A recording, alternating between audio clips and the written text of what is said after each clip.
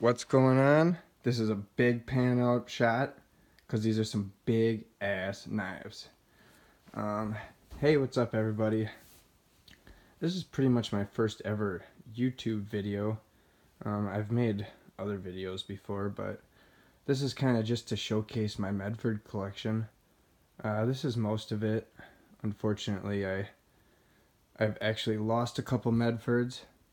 My Medford I used to take to work was the production Praetorian, and the reason I lost it because I was cutting something off my bumper on my truck, and I frickin' left it on there like an idiot and drove off.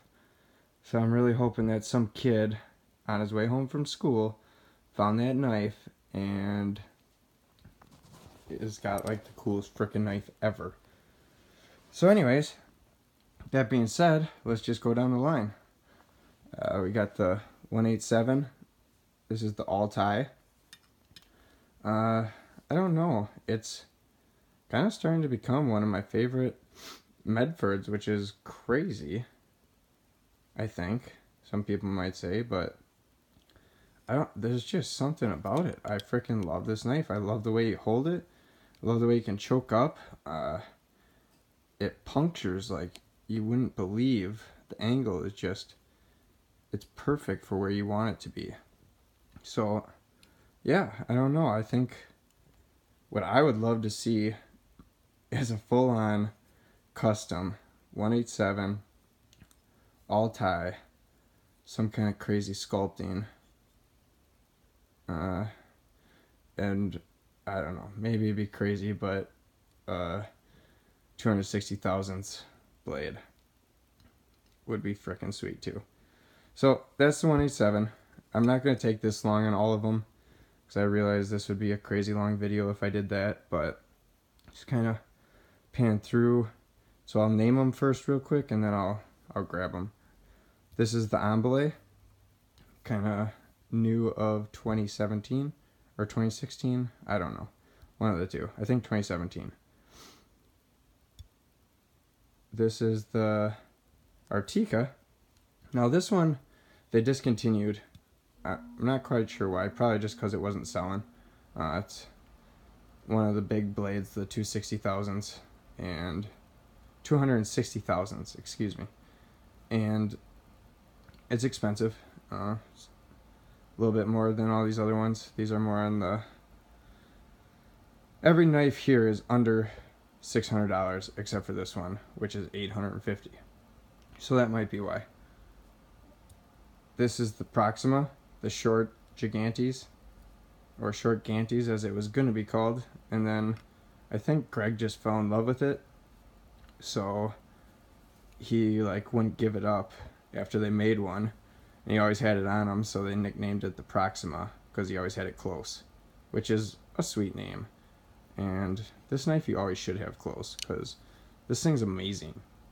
This is probably one of the best knives ever made, like ever.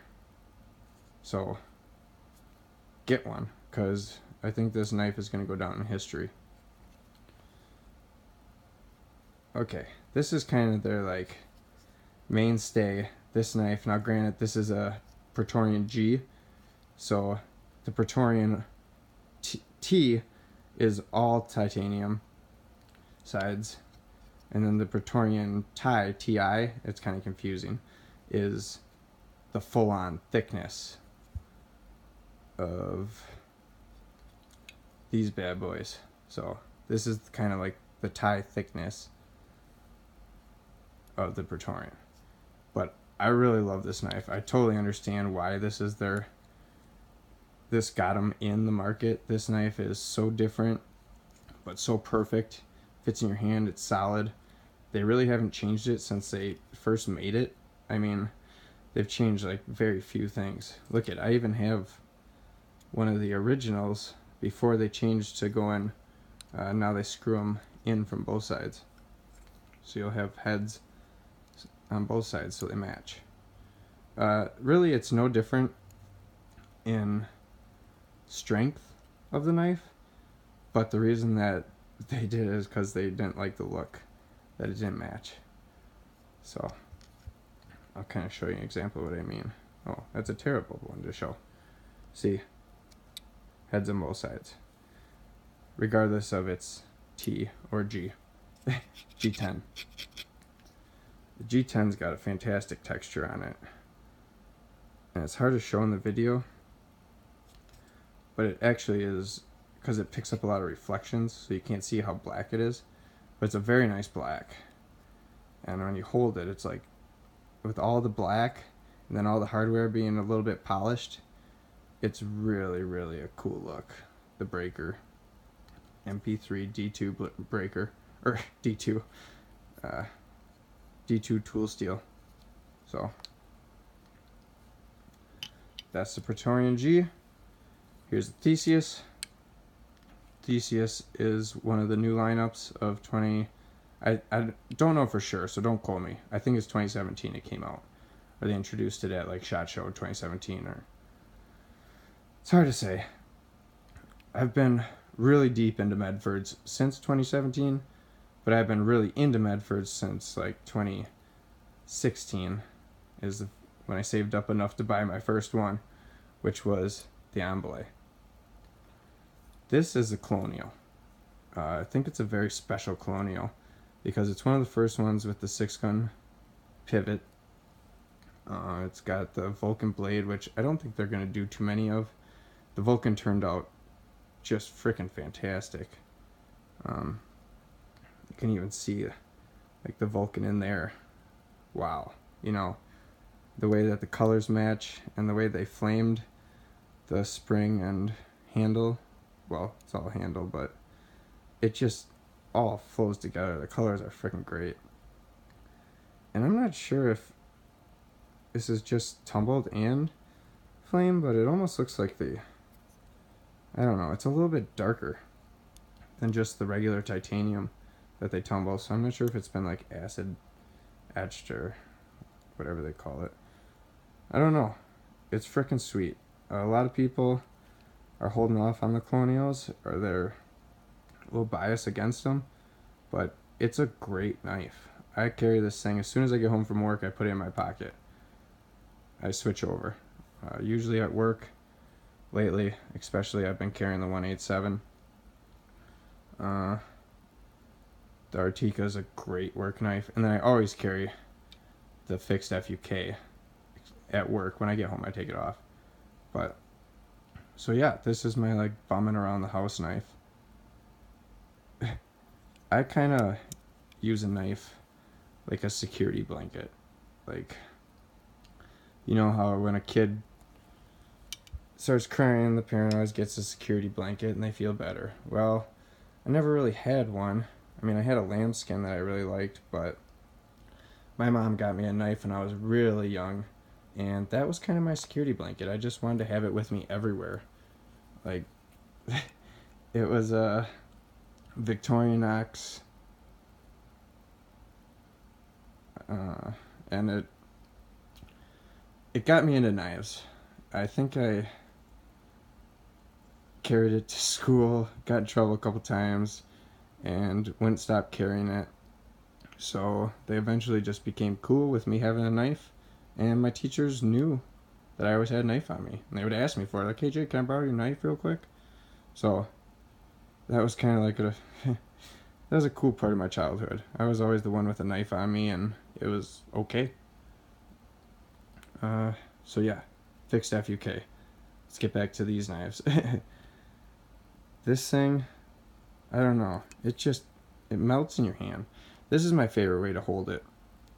I would never really, you could choke up on it, I just don't see the point, because it fits so good in your hand like this, and you could really do detailed work even when you have it like this. I guess I could see like the need to do real fine like surgical work, honestly, would be what you would use this for, because it's that sharp. You can hold it, you know, kind of karambit style. I don't think it melts as much in your hand when you hold it like this. This is how I pull it out of the sheath though, so I think in a fighting situation, this would be how I have to use it. And it's extremely functional still in this. I've stabbed a shit ton of things. And, I mean, look at that. I cleaned it up for this video, so you can't see too much of the shit, but that thing is prime. That tip has not budged a little bit. It used to actually be a little bit finer, believe it or not. So a little bit of that tip broke off. But I mean, it is just frickin' mean. One of the sharpest knives I think I've ever owned. I would say the 1A7 I can get sharper. I don't know, there's just something about this blade that can get extremely sharp. The angle of it, the way that you can hold it as you're sharpening it, it really is freaking money. I know I'm kind of like showing that might be the cheapest blade. Cheap. No Medfords are cheap, but the least expensive blade here. $475, and it's just amazing, especially the all tie. It really is like a freaking man's knife.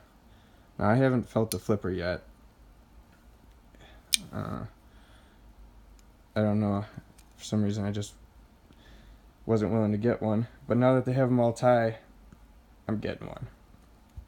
Basically, after I got this, and the weird thing is, I like it. Like, I really, now that I have this, I trust G10. This stuff is strong. It's only 1/8 of an inch thick, and it is frickin' strong. Like, there's just no worries. You can see that this would be the one thing that I was a little bit afraid of, that this was going to break off. You know, the titanium, that's different. That's metal. I've always trusted metal's not just going to break. But I thought maybe if I dropped this on the ground or something, that was going to be a weak spot. Not at all. I have not had a problem with it. I have beat the shit out of this knife. I take this thing with me camping and canoeing, kayaking, like all the crazy shit I do. This is what I take, because when I'm upside down, this clip is strong and this knife ain't coming out of my pocket. I can clip it to anything, in fact, and it's not gonna fall off. Like, if I don't have a pocket, I'll clip it to, you know, my pants. So I really do trust G10, and I like the feel of it. I just don't like, I like the thick shit. I like the big shit. I like the thick handles. These 3/16 handles are amazing. It's just, you can't beat it. Alright, this video is getting extremely long, and I apologize. Oh shit, I haven't even got to all the knives. This one. This is the Seawolf Long. Now, they discontinued the long version.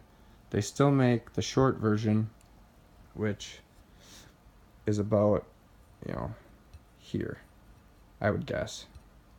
So picture this blade shortened to here. So basically it's just this taken to here. This shortens up to about that. Handle is still identical. So the only thing that's different is that you lose basically this section of the blade. And yeah, I mean, you can see this is a beefy ass knife. It doesn't really, let's see if I can get these up. Since I'm holding it with my hand, the camera, it's not really the easiest, but yeah, thick as shit. So cool, great knife. This thing, you can cut a tree down if you need to. You could do pretty much anything with it. It's MP3 coated, so that's kind of why you see that rubbing right there. That's just some of the MP3